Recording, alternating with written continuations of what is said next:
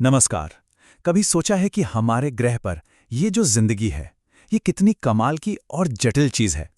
इसी शानदार सिस्टम को हम जीव मंडल कहते हैं। तो आज आइए इसी सिस्टम की परतें खोलते हैं और देखते हैं कि आखिर ये काम कैसे करता है। तो चलिए सबसे पहले एक बुनियादी सवाल से शुरू करते हैं। ये जो जीवन है, मतलब एक छोटे से बैक्टीरिया से लेकर बड़े बड़े पेड़ों तक, ये सब आखिर हैं कहाँ? और इससे भी बड़ी बात, ये सब एक साथ मिलकर एक तालमेल में काम कैसे करते हैं? बस यही सवाल हमारी आज की पड़ताल का बेस है। तो हमारे ग्रह के इस लिविंग सिस्टम को समझने के लिए हम 4 हिस्सों में बात करेंगे। पहले जीव मंडल की बेसिक बातें, फिर ये देखेंगे कि इकोसिस्टम वक्त के साथ कैसे बदलते हैं। इसके बाद दुनिया के कुछ बड़े इकोसिस्टम्स को जानेंगे और आखिर में सबसे जरूरी बात कि ये सब हमारे लिए इतना मायने क्यों रखता है। ठीक है, तो चलिए शुरू करते हैं पहले भाग से और समझते हैं सबसे बड़े कॉन्सेप्ट को कि ये जीव मंडल आखिर है क्या चीज। तो देखिए, बहुत ही आसान शब्दों में कहें तो जीव मंडल हमारी पृथ्वी का वो पूरा हिस्सा है जहां जहां जिंदगी मौजूद है। ये कोई एक खास जगह नहीं है, बल्कि जमीन, पानी और हवा का वो पूरा जोन, वो दायरा जहां जिंदगी फल फूल सकती है, वो सब जीव मंडल है। और हाँ, ये जो टर्म है बायोस्फीयर या जीवमंडल, इसे सबसे पहले एक ऑस्ट्रियाई जियोलॉजिस्ट एडवर्ड सूस ने दिया था।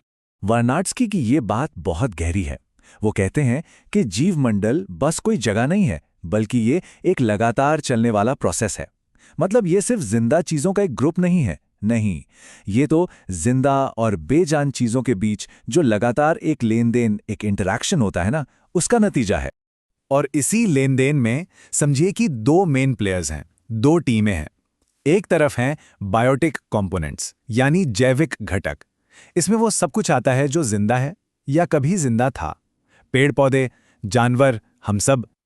और दूसरी तरफ हैं एबायोटिक, यानी अजैविक घटक।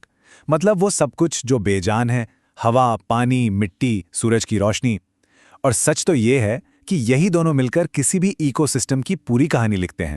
अब इस बायोटिक दुनिया को ना एक स्टेज ड्रामा की तरह सोचिए। इसमें 3 मेन कैरेक्टर्स हैं। सबसे पहले हैं प्रोड्यूसर्स, यानी उत्पादक। ये वो हैं जो अपना खाना खुद बनाते हैं, जैसे पेड़ पौधे जो सूरज की रोशनी से एनर्जी बनाते हैं। फिर आते हैं कंज्यूमर्स, यानी उपभोक्ता। ये एनर्जी के लिए या तो प्रोड्यूसर्स को खाते हैं या दूसरे कंज्यूमर्स को। और आखिर में आते हैं डीकंपोजर्स, यानी अपघटक। ये सिस्टम के रिसाइकलर हैं, जो मरी हुई चीज़ों को तोड़कर न्यूट्रिएंट्स को वापस सिस्टम में डाल देते हैं। और इसी से ये शो चलता रहता है। तो अगर बायोटिक कंपोनेंट्स हमारे एक्टर्स थे, तो एबायोटिक कंपोनेंट्स वो स्टेज है जिस पर ये पूरा ड्रामा हो रहा है।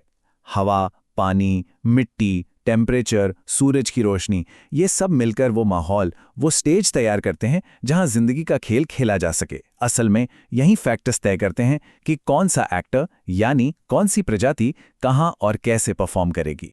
तो ठीक है, हमारे पास स्टेज भी है और एक्टर्स भी, पर कहानी यहीं खत्म नहीं होती। असल में ये सिस्टम कभी एक जैसा रहता ही नहीं है। ये लगातार बदलता रहता है, इवॉल्व होता रहता है। और इसी बदलाव के प्रोसेस को, इस इवोल्यूशन को हम कहते हैं बायोटिक सक्सेशन या जैविक उत्तराधिकार। ये बायोटिक सक्सेशन है क्या? ये एक बहुत धीमी पर एक तय प्रोसेस है, जिसमें वक्त के साथ किसी जगह पर रहने वाली प्रजातियों का कॉम्पोजिशन बदलता जाता है। मतलब एक कम्युनिटी आती है, फिर उसकी जगह दूसरी कम्युनिटी लेती है। और ये तब तक चलता रहता है जब तक कि वहां एक स्टेबल, एक मजबूत इकोसिस्टम ना बन जाए। और ये जो बदलाव है ना, ये 2 मेन तरीकों से होता है। पहला है प्राइमरी सक्सेशन। ये तब होता है जब जिंदगी बिल्कुल जीरो से शुरू होती है। मतलब ऐसी जगह जहां पहले कुछ नहीं था, मिट्टी तक नहीं थी। सोचिए, एक नया नया ज्वालामुखी से बना आइलैंड। और दूसरा है सेकेंडरी सक्सेशन। ये तब होता है जब कोई बना बनाया इकोसिस्टम किसी वजह से उजड़ जाए, जैसे जंगल में आग लग गई और फिर वहां जिंदगी दोबारा पनपना शुरू होती है। और ये प्रोसेस भी कुछ खास स्टेप्स में होता है। सबसे पहले आते हैं पायोनियर या अग्रणी प्रजातियां। ये बहुत ही हार्डकोर स्पीशीज होती हैं, जैसे लाइकेंस, जो चट्टानों पर उगकर उन्हें तोड़ती हैं और मिट्टी बनाने का काम शुरू करती हैं। इनके बाद आती हैं घास, झाड़ियां, और फिर धीरे धीरे आखिर में बड़े पेड़ आते हैं और एक स्टेबल, मैच्योर इकोसिस्टम बनता है, जिसे क्लाइमैक्स कम्युनिटी कहते हैं।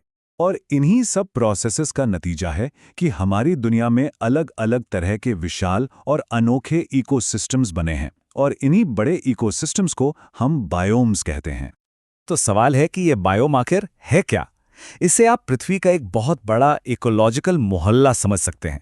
मतलब एक बहुत बड़ा ज्योग्राफिकल एरिया जहां का क्लाइमेट, पेड़ पौधे और जानवर सब एक जैसे होते हैं, एक खास तरह के होते हैं।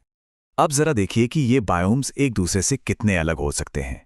एक तरफ अमेज़न के ट्रॉपिकल रेन फॉरेस्ट्स हैं, जबरदस्त गर्मी, खूब बारिश और दुनिया में सबसे ज्यादा बायोडाइवर्सिटी।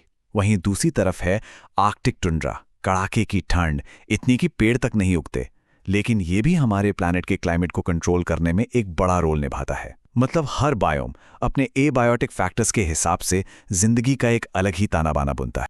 तो हमने जीवमंडल को समझा, सक्सेशन के प्रोसेस को देखा और बायोम्स के बारे में भी जाना। पर सवाल ये है कि सो व्हाट? ये सब जानना आखिर जरूरी क्यों है? चलिए अब इन सभी डॉट्स को कनेक्ट करते हैं। बात यह है कि एक हेल्दी बायोस्फीयर सिर्फ देखने में अच्छा नहीं लगता, ये हमारी हम सब की ज़रूरत है। ये पृथ्वी पर हर एक जिंदगी को सपोर्ट करता है, जिसमें हम इंसान भी आते हैं। यही एनर्जी और न्यूट्रिएंट्स के साइकिल को चलाता है, यही हमारे क्लाइमेट को स्टेबल रखता है। सच तो ये है कि हमारी पूरी सिविलाइजेशन, हमारी पूरी इकोनॉमी, उसकी नींव यही जीवमंडल है। और शायद यही आज की सबसे ज़रूरी बात है। इस जीवमंडल में कोई भी चीज़ अकेली नहीं है, सब कुछ इंटरकनेक्टेड है। एक छोटा सा कीड़ा, एक बड़ा सा पहाड़, बारिश की एक बूंद, सूरज की एक किरण, सब एक दूसरे से एक अनदेखे धागे से जुड़े हुए हैं। और इसका मतलब ये है कि किसी एक हिस्से में किया गया एक छोटा सा बदलाव भी पूरे सिस्टम में एक लहर पैदा कर सकता है। तो आज की चर्चा को इसी एक सवाल पर ख़त्म करते हैं। जब हम बायोटेक और एबायोटेक कंपोनेंट्स के बीच बैलेंस बनाने की बात करते हैं, तो ये सिर्फ एक एनवायरमेंटल गोल नहीं है, ये सिर्फ पर्यावरण बचाने की बात नहीं है। असल में ये हमारे खुद के वजूद को बचाने की कुंजी है, ये हमारे अपने भविष्य को सुरक्षित करने की बात है। इस पर सोचिएगा ज़रूर।